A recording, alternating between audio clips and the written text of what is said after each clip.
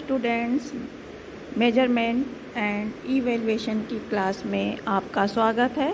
आज हम concept of evaluation, उसके प्रिंसिपल्स, इम्पोर्टेंस, स्टेप्स आदि के बारे में जानेंगे। इसके पहले के लेक्चर में हमने मेजरमेंट के विषय में समझा था, आज इवैल्यूएशन के विषय में समझेंगे। इवैल्यूएशन यानी मूल्यांकन जानते हैं सभी कि एक साधन है जिसके आधार पर हम शिक्षक अपने प्रयासों की सफलता एवं असफलता का पता चलता है कि हमारा प्रयास कितना सफल रहा, कितना असफल रहा, और इसके द्वारा हमें अपनी शैक्षिक प्रक्रिया, जो टीचिंग मेथड्स हैं, एजुकेशनल प्रोसेस है और जो सिलेबस है उसमें कितना सुधार करना है, उस विषय में भी हम लोग एफर्ट करते रहते हैं। उसी से हमें पता चलता है कि हमारा कितना सफल है, कितना नहीं है और क्या सुधार करना है। शिक्षा में मूल्यांकन वह स्थिति है जहाँ पर बालकों की अचीवमेंट और उनके द्वारा अर्जित ज्ञान तथा कौशल की मात्रा का पता लगाया जाता है कि बालकों ने क्या है, मतलब स्टूडेंट्स ने क्या अचीव किया है, उसी के अनुसार उनको रैंक प्रदान की जाती है। इसमें मूल्यांकन की कई प्रविधियाँ विकसित की गई हैं। मूल्यांकन को इंग्लिश में इवैल्यूएशन कहते हैं, मतलब इसका शाब्दिक अर्थ समझेंगे कि इसको इवैल्यूएशन कहते हैं। इवैल्यूएशन को हिंदी भाषा में मतलब हम मूल्यांकन का प्रयोग करते हैं। तो इस प्रकार इवैल्यूएशन शब्द का अर्थ हुआ किसी तथ्य के संबंध में निर्णय लेने तथा निष्कर्ष निकालना, यानी उसका वैल्यूएशन करके कोई निर्णय पे हम पहुंच सकते हैं। और हिंदी में इसको मूल्यांकन कहते हैं।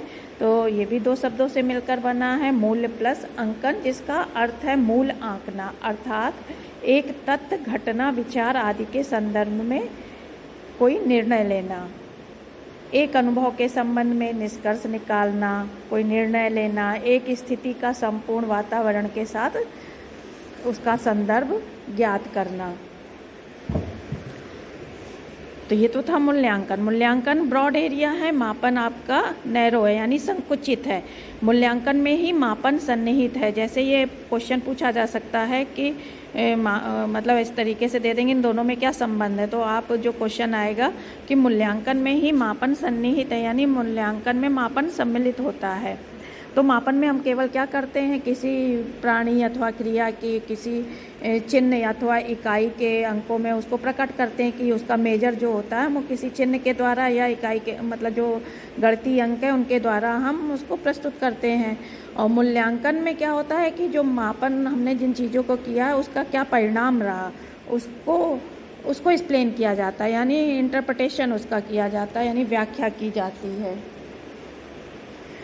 तो कुछ जैसे सामाजिक क्षेत्र हैं, मनोवैज्ञानिक क्षेत्र हैं और शिक्षा के क्षेत्र हैं, तो उन पे हम मापन के आधार पर डेटा प्राप्त करते हैं और फिर उसका इंटरप्रिटेशन करते हैं, यानी उसकी व्याख्या करते हैं। तो ये इसको मूल्यांकन को ब्रैडफील्ड ने इस तरीके से कहा है, evaluation is the assignment of symbols to phenomena, मतलब जो ये मूल्यांकन है किसी वस्तु अथवा क्रिया के महत्व को कुछ सामाजिक, सांस्कृतिक और वैज्ञानिक मानदंडों के आधार पर चिन्ह विशेषों में प्रकट करने की प्रक्रिया है। मतलब कोई चिन्ह इसको प्रदान किया जाता है, चिन्ह मतलब अंक के रूप में या कोई सिंबल के रूप में हम उसको अंक प्रदान करते हैं। तो ये तो इन्होंने कहा है, ब्रैडफील्ड ने कहा है। फिर इसके बाद है टारगेशन की डेफिनेशन है।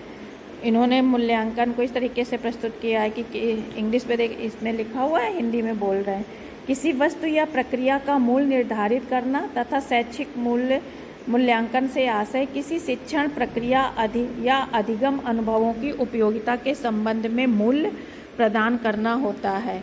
तो इसका मतलब समझ में आ रहा होगा कि जो शाब्दिक अर्थ बताया गया था कि किसी भी चीज़ का क्या हमें अंकन करना है, यानी मूल्य प्रदान करना है, वो है मूल्यांकन। फिर डांडेकर ने कहा है, शैक्षिक उद्देश्यों को बालक द्वारा किस सीमा तक प्राप्त किया गया या जानने की व्यवस्थित प्रक्रिया को ही मूल्यांकन कहा गया है। मतलब इवैल्यूएशन के द्वारा ही हम जानते हैं कि जो स्टूडेंट्स हैं उनके व्यवहार में क्या परिवर्तन आया है, उनकी कितनी लर्निंग हुई है, उसका मापन हम किसके द्वारा करते हैं, मूल्यांकन के द्वारा करते हैं। क्विलन व हन्ना ने भी इसी प्रकार बताया है कि विद्यालय द्वारा बालक के व्यवहार में लाए गए परिवर्तन के संबंध में प्रमाणों के संकलन और उनकी व्याख्या करने की प्रक्रिया को मूल्यांकन कहते हैं, है ना। तो ये सब डेफिनेशन जो आई उनके आधार पर हम कह सकते हैं इवैल्यूएशन ऐसा प्रोसेस है जिसमें किसी वस्तु, प्राणी अथवा क्रिया की किसी विशेषता के मापन द्वारा प्राप्त परिणाम की व्याख्या कुछ सामाजिक, सांस्कृतिक तथा वैज्ञानिक मानदंडों यानी क्राइटेरिया के आधार पर की जाती है। जैसे कोई वस्तु, प्राणी अथवा क्रिया की विशेषता की दृष्टि से उसकी सापेक्षिक स्थिति निश्चित की जाती है ना, तो मतलब रिलेटिव स्थिति निश्चित की जाती है कि तो ये है मूल्यांकन कि उसका समाज में क्या स्थान है, औरों से वो कितना आगे कितना पीछे, इस तरीके की व्याख्या ये सब हम मूल्यांकन के द्वारा करते हैं। अब आता है फैक्टर्स ऑफ इवैल्यूएशन। इसमें से 4 फैक्टर्स तो वही हैं जो आपके मापन में थे और 2 और हैं तो वो मूल्यांकन के हो गए, मतलब 4 मापन वाले 4 जो हैं और 2 ये मिला के 6 फैक्टर्स हैं। पहला है यह वस्तु, प्राणी अथवा क्रिया जिसकी किसी विशेषता का मापन करना है। कोई तो चीज़ होगी जिसके हम कोई गुण का या विशेषता का मापन कर रहे हो, या तो वो प्राणी होगा या कोई वस्तु होगी।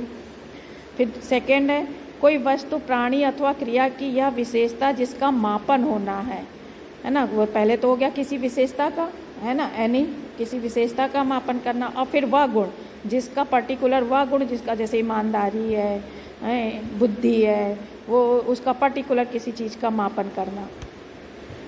फिर है वस्तु, प्राणी अथवा क्रिया की यथा विशेषता को मापने के उपकरण अथवा विधियाँ कि किस माध्यम से उसको मापा जाएगा, किस तरीके से।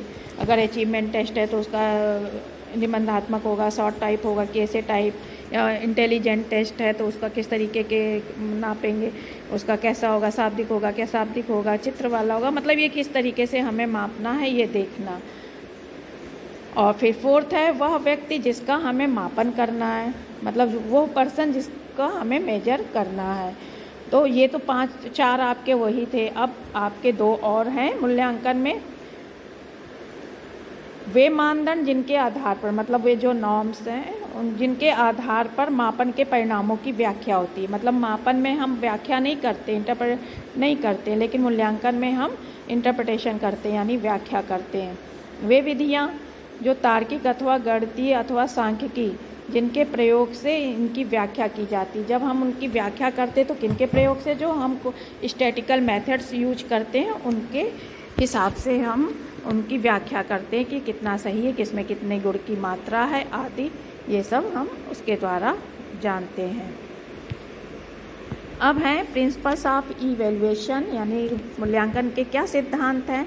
तो पहला है प्रिंसिपल ऑफ डेफिनेट एम्स यानी निश्चित उद्देश्यों का सिद्धांत। कोई एक निश्चित उद्देश्य होंगे, जो भी मूल्यांकन करता है, जो मूल्यांकन कर रहा है, या शिक्षक है या सरकार है पाठ्यक्रम का कर रही है या कोई कमेटी है, तो सबसे पहले वो क्या करेगी, कोई उद्देश्य निश्चित करेगी।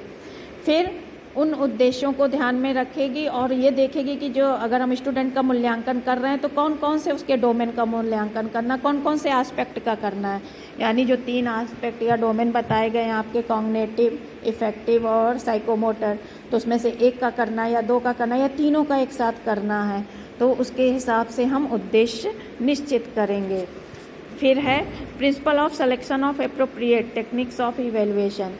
फिर हम उपयुक्त मूल्यांकन विधियों का चयन करेंगे कि जो उसके उद्देश्यों को ध्यान में रखकर, कि उन उद्देश्यों को हम जब ध्यान में रखेंगे तो उसके अनुसार हम उपयुक्त मूल्यांकन तकनीकी का प्रयोग करेंगे जिससे हम उन उद्देश्यों को प्राप्त कर पाए हैं कि नहीं। फिर नेक्स्ट है principle of selection of different techniques of evaluation for comprehensive evaluation यानी व्यापक मूल्यांकन के लिए मूल्यांकन की विविध विधियों का चयन का सिद्धांत। अब विभिन्न प्रकार की विधियां दी हुई हैं तो हम उन विधियों में से कौन सा विधि चयन करेंगे, क्योंकि जो जिस गुण का हमें मापन करना है उसके लिए विभिन्न प्रकार के टूल्स दिए हुए हैं, तो हमें उनमें से एक उपयुक्त टूल्स का चयन करना होगा, यानी उपयुक्त उस विधियों का चयन करना होगा कि जिससे छात्रों के सभी पक्ष यानी ज्ञानात्मक, भावात्मक और क्रियात्मक सभी पक्ष का विकास मूल्यांकन अच्छी तरीके से किया जा सके। फिर है principles of errorless evaluating method, यानी मूल्यांकन विधियों का त्रुटि मुक्त होने का सिद्धांत। अब कई तो विधियाँ प्रचलित हैं, उनकी अपनी अपनी कैरेक्टरिस्टिक्स हैं, कुछ लिमिटेशन हैं। तो हमें ये देखना है कि जो मापन त्रुटि छात्रों द्वारा वस्तुनिष्ठ जो परीक्षण होते हैं ऑब्जेक्टिव, उनका जो वो गेस के द्वारा यानी अनुमान के द्वारा उत्तर देते हैं, उसमें वो मापन मतलब वो त्रुटि युक्त हो जाता है। उससे क्या होगा, जो आप इंटरप्रिटेशन करेंगे वो गलत व्याख्या हो जाएगी। वो छात्र को आता तो है नहीं और उसने ऐसे मतलब गेस से दे दिया है, तो वो एक गलत व्याख्या हो जाएगी। तो उसका मतलब त्रुटि युक्त हो जाएगा उसका जो व्याख्या होगी। फिर है principle of selection of proper statistical measures, यानी उपयुक्त सांख्यिकी मानों के चयन का सिद्धांत। अब जो वर्तमान में किस तरीके की सांख्यिकी के द्वारा हम इसका प्रयोग करके सही व्याख्या कर सकते हैं, सही रिजल्ट प्राप्त कर सकते हैं। तो विभिन्न प्रकार के मेथड आते हैं, लेकिन वर्तमान समय में सांख्यिकी का प्रयोग ज़्यादा किया जा रहा है। उनमें से भी जैसे सेंटर टेंडेंसी के मान हैं ना, वेरिएशन वाले हैं, मतलब विचलनशीलता वाले मान हैं, इन सब का प्रयोग, स्थिति सूचक मानों का प्रयोग किया जाता है। फिर है प्रिंसिपल ऑफ ड्यू प्रिकॉशन, यानी सावधानी का सिद्धांत। जो भी हम मूल्यांकन कर रहे हैं तो उसमें हमें बहुत ज़्यादा सावधानी रखनी है, डेटा कलेक्शन में भी, विधियों के चयन के मामले में भी, और उसका मतलब जो सांख्यिकी लगाएंगे उसके मामले में भी हमें बहुत ज़्यादा सावधानी बरतनी है। फिर है इसकी मूल्यांकन की कैरेक्टरिस्टिक्स, यानी इसकी क्या कैरेक्टरिस्टिक्स हैं।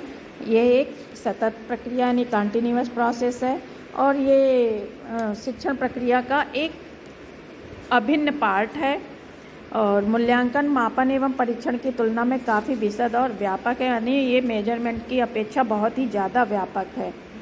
और ये मतलब एक कंटिन्यूअस प्रोसेस है जिसमें विद्यार्थियों के प्रोग्रेस के बारे में हर तरीके से हम जानने का प्रयास करते हैं, और यह शिक्षण अधिगम प्रक्रिया के परिणामों का क्वांटिटेटिव और क्वालिटेटिव दोनों प्रकार का विवरण प्रस्तुत करता है। यानी मापन में तो केवल हम क्वांटिटेटिव ही प्राप्त करते हैं, इसमें क्वालिटेटिव और क्वांटिटेटिव दोनों यानी गुणात्मक और मात्रात्मक दोनों प्रकार से हम परिणाम प्राप्त करते हैं। यह शिक्षण अधिगम प्रक्रिया के फलस्वरूप विद्यार्थियों के व्यवहार के सभी पक्षों में जो चेंज हुआ है, यानी उसके बिहेवियर में जो भी चेंज हुआ उसकी जानकारी प्रदान करता है। इसके द्वारा हम ये भी पता कर लेते हैं कि शिक्षक शिक्षार्थी शिक्षण विधियों तथा शैक्षिक व्यवस्था की गुणवत्ता कैसी रही, इसकी पूरी जांच हो जाती है। इसमें मूल्यांकन मूल्यांकन प्रक्रिया अपने सर्वांग रूप में परीक्षण मापन की तरह शैक्षिक उपलब्धि के मापन में ही सहायक नहीं होती, बल्कि यह शैक्षिक व्यवस्था के सभी प्रकार के इनपुट प्रोसेस और आउटपुट के संदर्भ में मूल्यांकन करती है। यानी ये पूरी संपूर्ण ऑल एजुकेशन सिस्टम के सुधार में और प्रगति में यानी प्रोग्रेस में सहायक होती है। फिर है मूल्यांकन के उद्देश्य।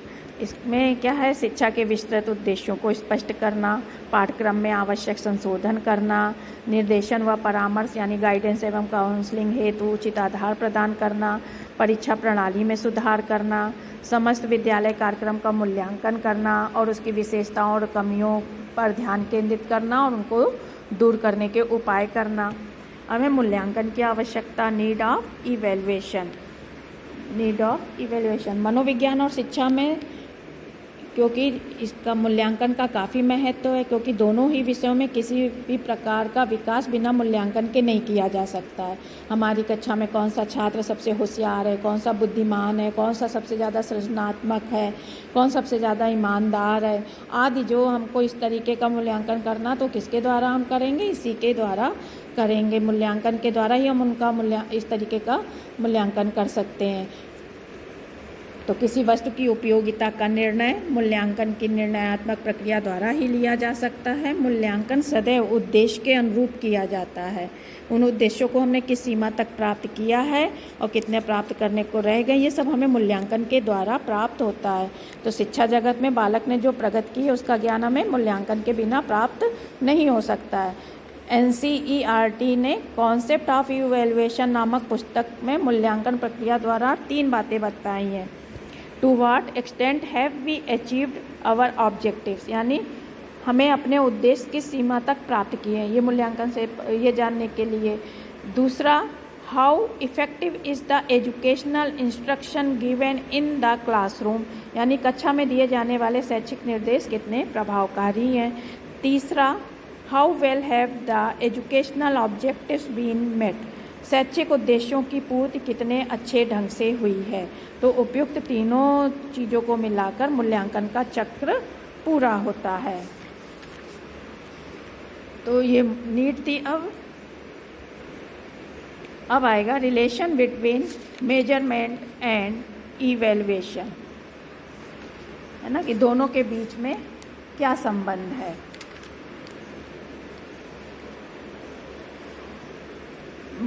मापन एवं मूल्यांकन के संप्रत्यय को स्पष्ट करने के लिए मूल्यांकन का पहला पद है, मतलब मापन मूल्यांकन का पहला पद है। मूल्यांकन के दूसरे पद पर मापन के परिणामों का विश्लेषण और उनकी व्याख्या की जाती है। इससे स्पष्ट है कि मूल्यांकन मापन पर निर्भर करता है, परंतु मापन अपने में स्वतंत्र होता है और उसके परिणाम भी अपने में स्वतंत्र होते हैं। मतलब कभी किसी क्षेत्र का हमें करना तो उसके स्वतंत्र होते हैं, उसका हम प्रयोग मूल्यांकन में करते हैं।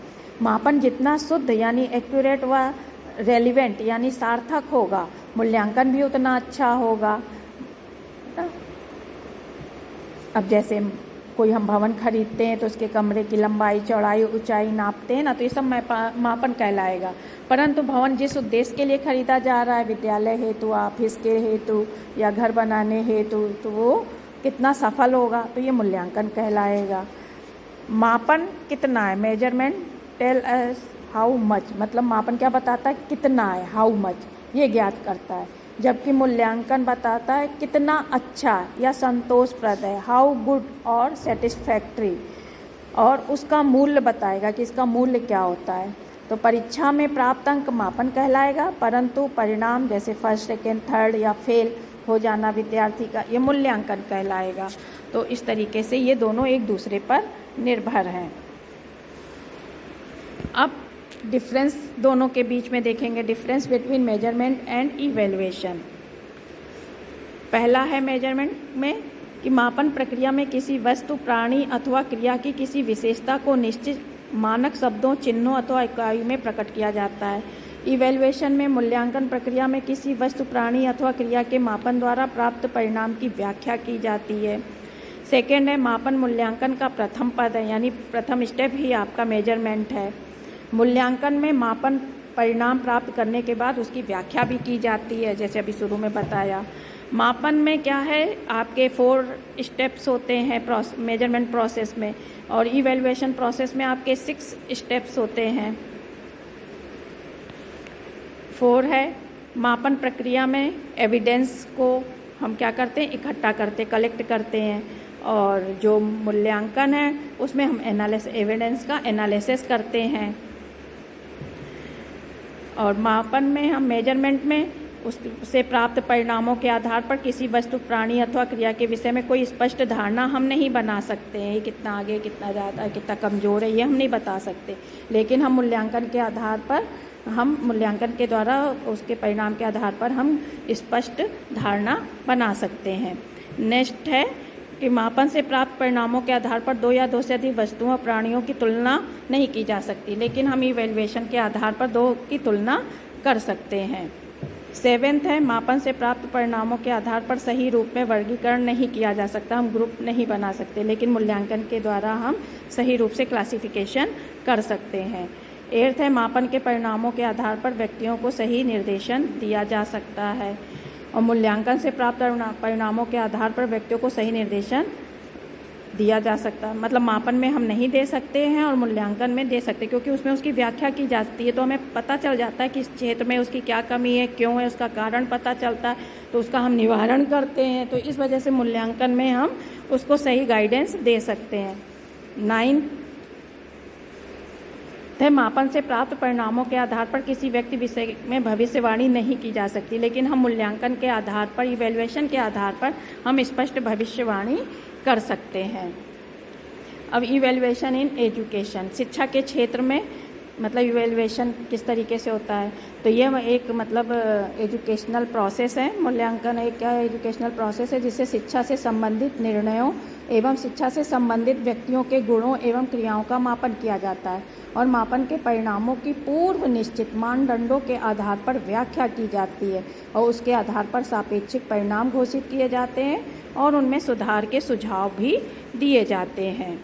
तो इस प्रकार से ये इसमें शिक्षा का बहुत ही महत्व, चाहे हमें विद्यार्थी का इवैल्यूएशन करना हो, चाहे पाठ्यक्रम का करना हो, चाहे किसी शैक्षिक प्रणाली का यानी एजुकेशनल सिस्टम का करना हो, तो हम सब वो मूल्यांकन के द्वारा ही करेंगे।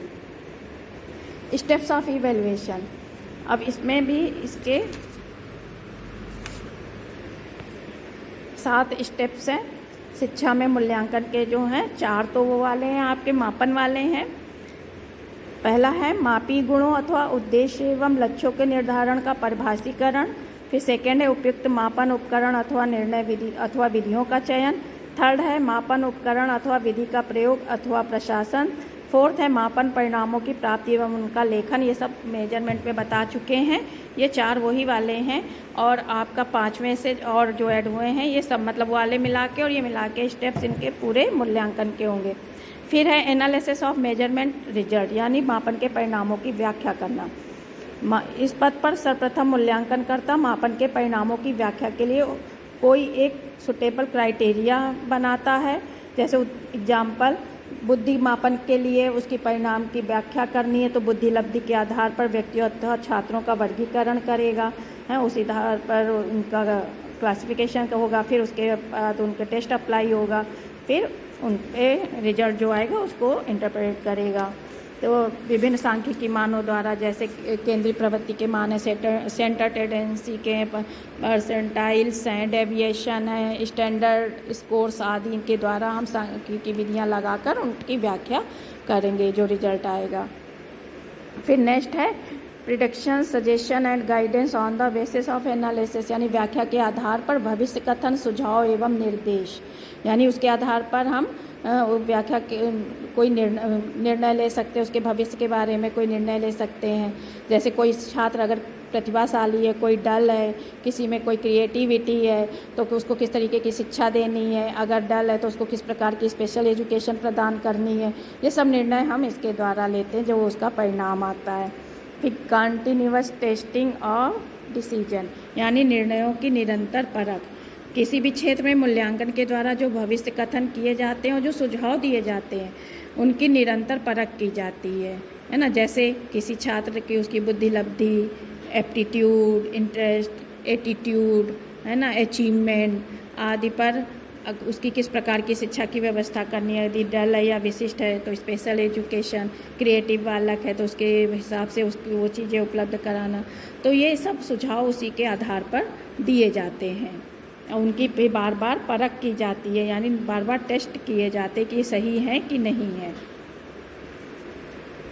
फिर है एम्स एंड फंक्शन, यूटिलिटी और importance of evaluation in education, है ना, कि इनकी क्या मतलब मापन एवं मूल्यांकन का अपने में तो कोई उद्देश्य नहीं होता है और न कार्य जिस क्षेत्र में इनका प्रयोग किया जाता है तो उस क्षेत्र के हिसाब से इनके उद्देश्य डिसाइड होते हैं। अगर शिक्षा के क्षेत्र में है तो शैक्षिक उद्देश्य हो जाएंगे, उनकी प्राप्ति का ज़्यादा जोर दिया जाएगा, उनके लिए उपयोगिता और महत्व पर विचार किया जाएगा।